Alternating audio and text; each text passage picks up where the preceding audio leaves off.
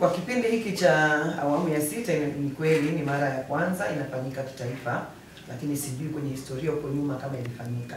Lakini sisi tulioko sasa tumeona hii ni heshima kubwa na tumeona hii ni fursa kubwa, lakini ni sherehe ambayo kila mfanyakazi anayo furaha kwa yale mema ambayo yamefanywa na serikali. Unaona ni Mei Mosi ya aina yake.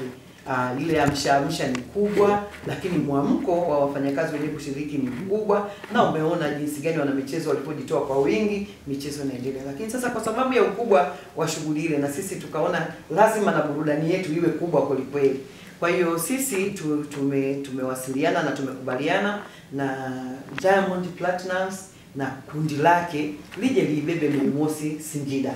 Wapo wasanii wadogo na wakati watakuja, lakini tumeona kwa nchi yetu sasa hivi Diamond anawika, yuko kwenye viwango vya juu, na sisi Mei Mosi yetu tunataka iwe kwenye kiwango cha juu. Kwa hiyo tumeamua kumleta hapa Singida. Wana Singida wajiandae kuja kumuona Diamond live.